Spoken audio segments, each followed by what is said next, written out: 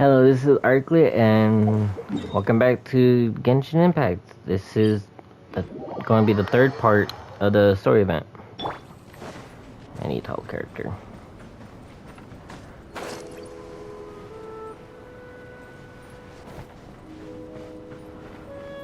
So this would be Act 3, and let's see how this goes. Albedo! Traveler, Paimon. I suppose your story is ready. Yep. How about you? Do you need some more time?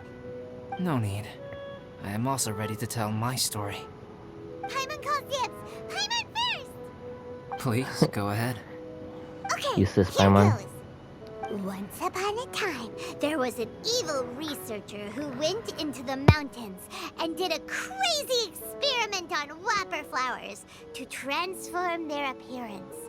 After a lot of pain and I really want to suffering, skip the all whopper over her flowers voice. finally took on a human form. Then they stood by the side of the mountain to wait for unsuspecting bypassers. To whoever spoke to them, they would ask some questions such as, "Who am I? Who are you?" If the bypasser got the wrong answer, the last sound they'd make would be a yelp before the whopper flower ate them alive in one bite. Ooh, truly frightening. What the? You two aren't scared at all! Don't go Your voice nitpicking, is annoying. okay? If you didn't like the story, go write your own. Add horror elements to it. In other words, the whopper flowers would ambush and then completely replace their victims. And then what? Go back to where the person lives? Enter their home? Eat their whole family? Wow, she went all the way. I made up this story, but now Paimon's the one who's scared by it. It's a good story. May I write it down? I may bring it up in future conversations. What for? Just to scare people with? Yes. You've got a real mean streak, Albedo. Mine is a little longer than yours. It starts with an alchemist. A great alchemist once created Subject 1. Subject 1 was her proudest achievement, and successfully blended into human society. No one ever would have thought that this friend of theirs was in fact a synthetic human. However, unbeknownst to Subject 1, the alchemist had tried the same experiment many times before he had come into being. Some of the rejects from failed experiments had been discarded, but had not died. Subject 2 was one such failed experiment. He was swallowed by a great dragon that came to rest upon a snow-swept mountain. Many years later, he was resurrected by the dragon's mysterious power. He saw all kinds of people on the mountain, including Subject 1, who had somehow miraculously blended in among them. Never in Subject 2's wildest imagination had he thought it possible for experimental life forms such as they to deceive everyone so successfully. He saw the way humans accepted Subject 1 as a friend, witnessed their affection as they addressed him by name. This was what Subject 2 wanted. Now, all that Subject 2 desired was to replace Subject 1 and take the joy of his existence for himself. This is giving Paimon the chills. So scary. Subject 2 began to unfold his plan. He stole Subject 1's books and notes, and studied all that Subject 1 had learned from the alchemist. Subject 2 was highly intelligent, and he learned quickly. He changed his face into an exact replica of Subject 1's face. Then, he found a plant with mimicry capabilities, and transformed it using dragon blood and alchemy. And so, not only did Subject 2 transform his own appearance to perfectly match that of Subject 1, he also created a third entity, Subject 3. What? There's 3 of them now? But Subject 2 wanted to become a perfected human. So, he erased a mark on both his and Subject 3's necks.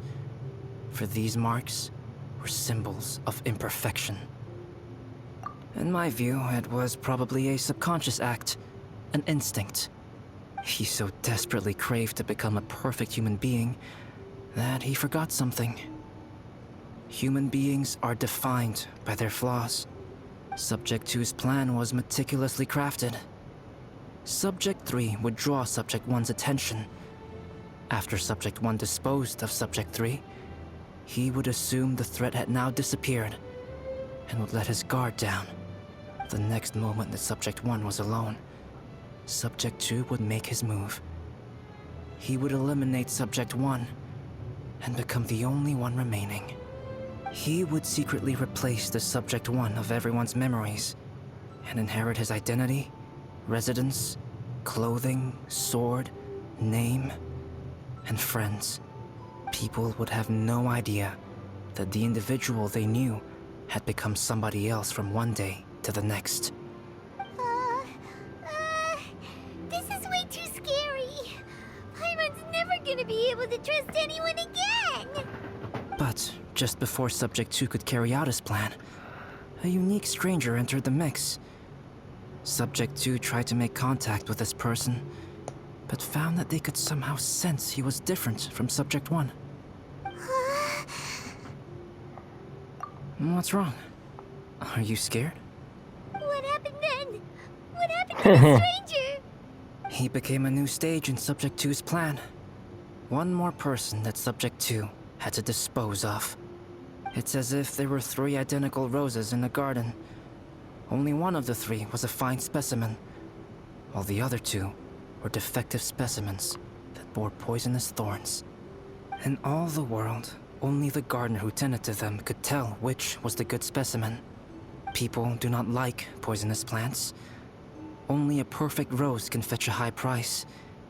If the inferior specimens wanted to conceal the fact of their worthlessness, they would have to take the gardener out of the picture, using their poisonous thorns. This is exactly what Subject 2 was thinking. So, he hid in the shadows and waited patiently. Maybe soon, he would get his chance to become truly human. He's like, this is what's going on. That was intense. So what happened after that? Did Subject 2's plan succeed? Paimon can't bear thinking about it. Fortunately, it is just a story. And even in this story, Subject 2 did not succeed. But you can never let your guard down on Dragonspine. Monsters mutated with Durin's power and blood are also creatures of Rhine-Daughter, just like me. You must beware of all such creatures. I'm glad to hear that. It's okay. I know what I am. You and I are both different, so there is no need for me to hide the truth from you. The only thing is that sometimes, when I think about how mighty the power of alchemy is, I feel so small. As beings who set foot in this world, how arrogant are we in desiring to control our destiny, and in desiring to create? Is creation an arrogant act, traveler? If not, why do we call the ones that created us and control us gods? If it is, then what qualifies us to call ourselves creators? How far must we take our reverence and respect, and what purpose does it serve? Nothing special, but whenever I think about it, I feel a twinge of grief. Poor Albedo. Hello? Traveler, are you here? Hey, is that Amber? Thought we might find you here. We're here to deliver a message from Cyrus. There's gonna be a big event down at the base camp, and they want you there too, Traveler. Winter camp is nearing its end. Apparently, even provisional instructors are required to attend. Looks like we need to go, Albedo. Bye for now. Then I won't keep you. I have some things to attend to here, so forgive me for not seeing you down. Don't worry about it. There have been no issues getting up and down the mountain recently. Is everyone ready? Let's not keep them waiting.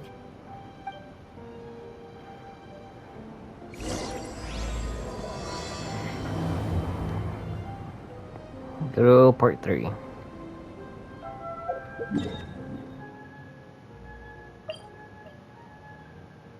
Off camera, I'll do all the grinding bits because it makes more sense to do it that way. Huh? Who is this guy? Allow me to introduce Yozerv. He's Joel's father. Dad, this is that traveler I was telling you about. The traveler's helped me out loads in the past, and this time we even built a snowman together. Joel has told me everything about you.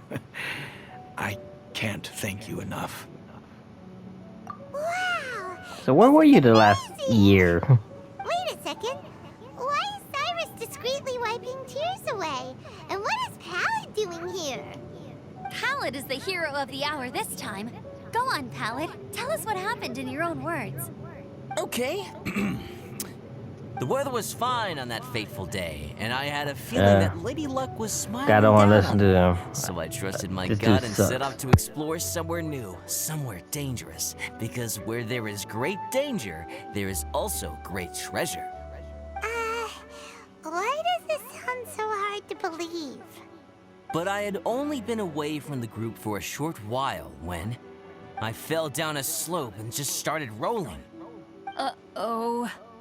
Did my bad luck rub off on him when we ran into each other on the mountain? The place I fell to was somewhere I didn't recognize, and I'd sustained a few injuries. I remember thinking to myself, this is the worst luck I've ever had in my whole life.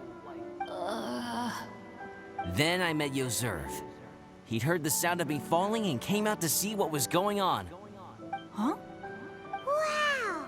So it was completely by chance then!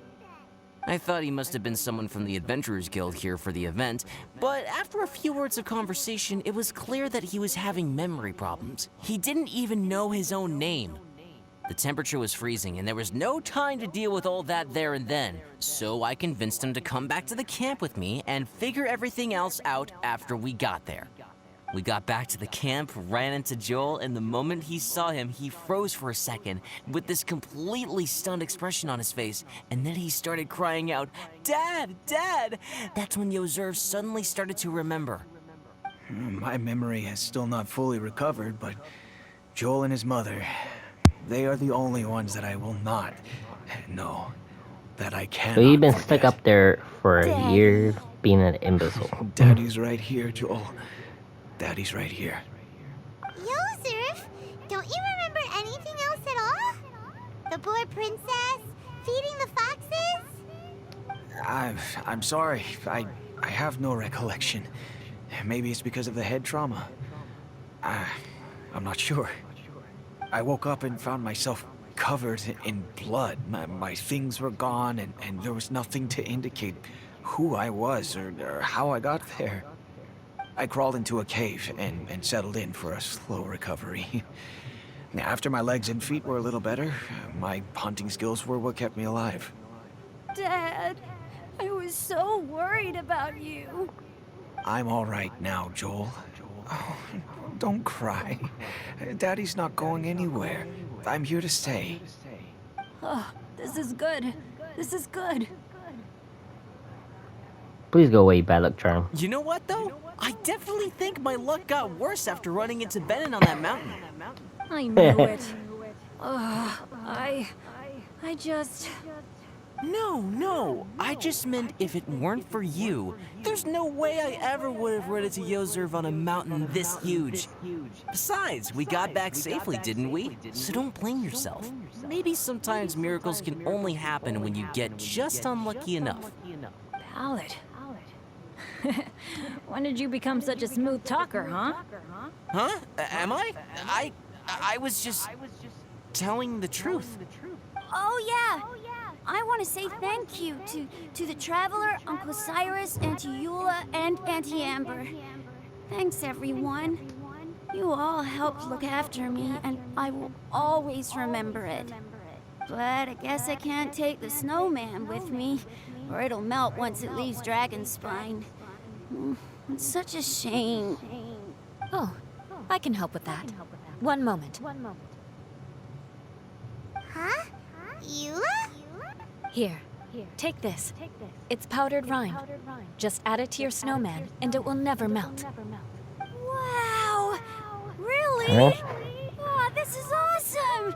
You're the best, I have yet to do the Dad, I have event an missions for the unmeltable snowman. now. How cool is that? How can I ever repay you all? This reference, when you first find Dragonspine, you run to Joel, he like, oh, look for his dad. Find out his dad's missing after that quest. Dragonspine was released a year ago, so... Thank you all. Thank you, from the bottom of my heart. Dad, I want to go move the snowman. Can we do it now, please? Okay, I'll be leaving with Joel now. I'm sure I'll see you all another day. Very well, very well.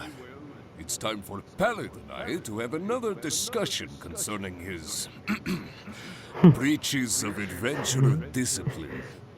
But Cyrus, I think I kind of made up for my mistakes this time, you know? See you guys. Oh, I made this for you and Amber. Think of it as a winter souvenir. Aw, are you sure? This must be really important to you. Come on now, just take it. No need to make such a fuss. Wow. Now our snowman won't melt either. Great. You're welcome. Just keep it. That's all I ask. Amber and I have some business to attend to now. See you later. See you. Everyone's gone. Seems like they've all got their own stuff to do now. Oh, you know what? We've been on Dragonspine all this time, and somehow Paimon still forgot to ask Albedo about how to make a fruit juicifier machine that can keep the juice fresh. Maybe we should try Timaeus again. He does seem pretty eager to please after all.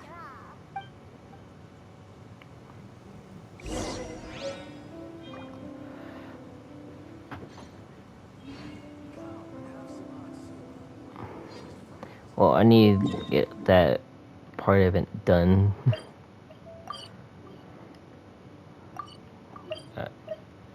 Wrong way.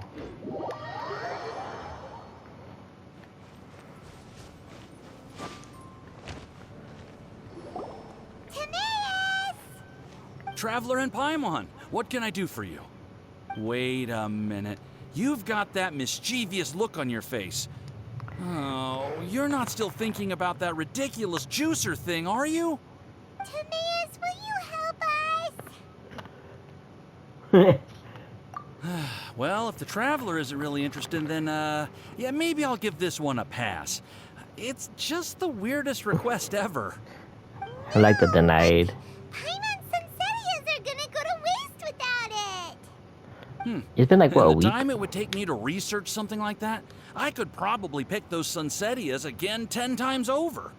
New research project, Timaeus? We meet again?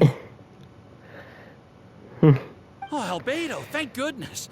So the situation is, Paimon wants a machine that can turn fruit into juice and keep the juice fresh. I mean, surely it's... Majorly important, that's what it is. If you can manage to invent this, we'll never have to worry about fruit going bad ever again. That's impossible.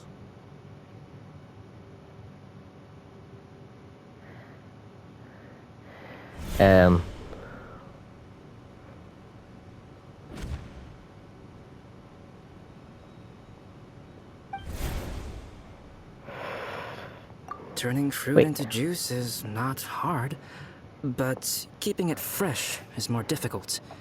But if you simply want to keep the fruit from rotting, there are many ways to achieve this. Right, Traveler?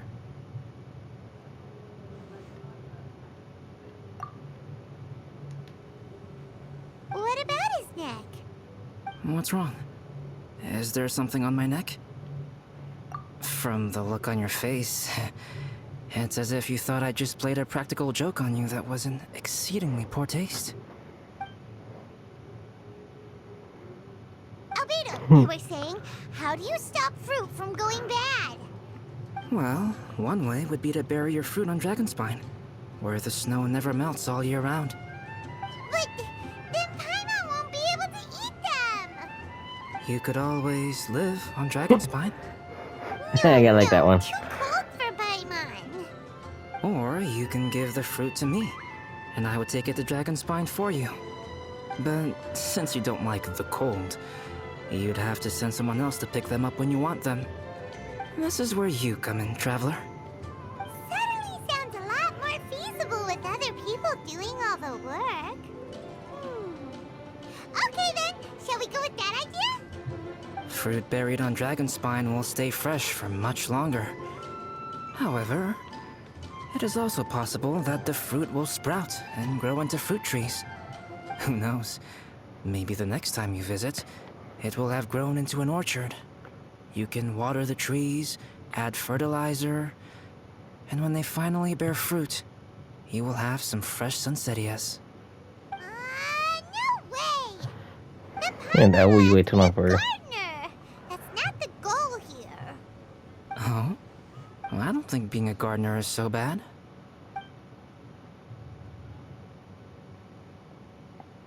Oh.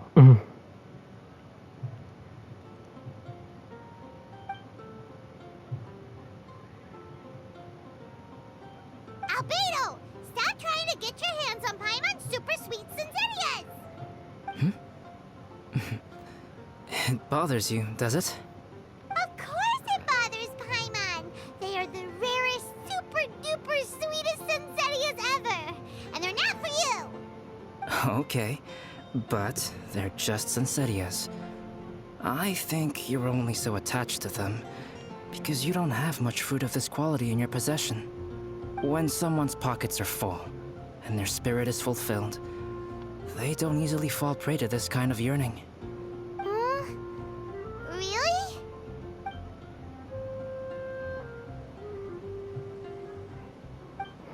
I'm confused.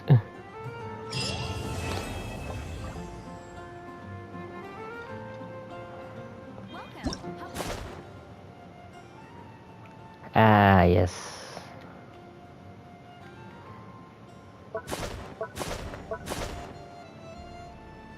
So, there's 4 things I need to do. Oh, Dragonspine is too cold for ordinary fruit trees to survive. But if, one day, Dragonspine did become home to gardens and orchards, there would be more reasons for people to visit. Perhaps a little life is the key to attracting people. Life may exist in all kinds of unfathomable forms, and in all manner of unthinkable environments. Mysterious, yet tenacious. Perhaps this is what makes life so special. I am going for being confused. Are you subject 1 or subject 2? Oh.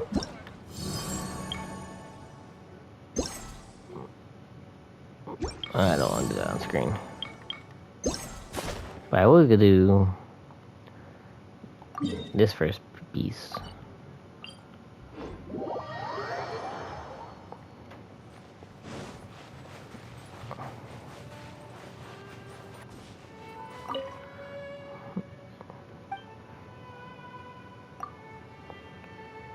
Do.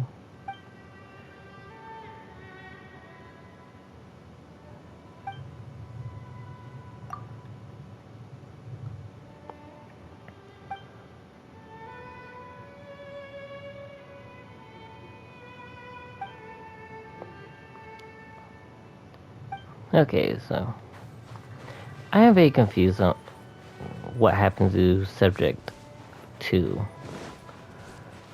Maybe next winter I'll find out. Okay. Yeah, it's a punch. Puffy snowman.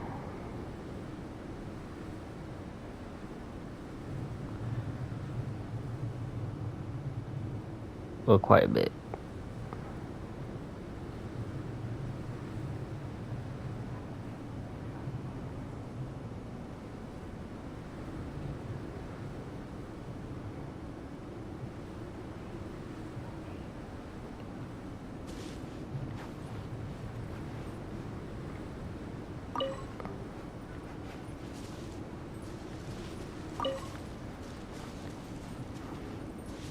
There's like, oh,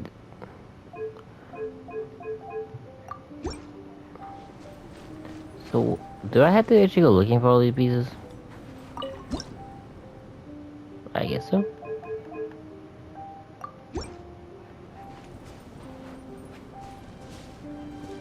So how do I do this?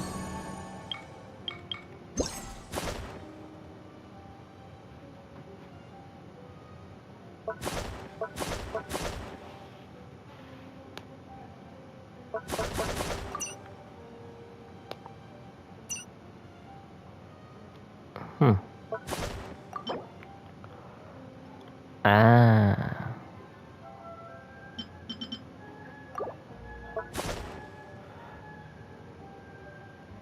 So there's 4 things you have to complete.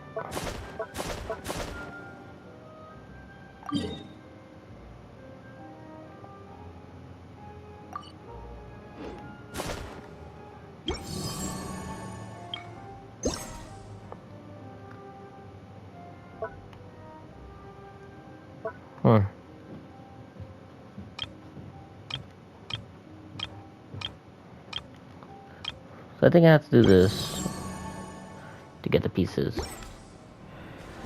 Oh, I'm in this here. You have seen the story, left a very big question. We'll find out later. Hopefully. Well, I hope you enjoyed. Bye.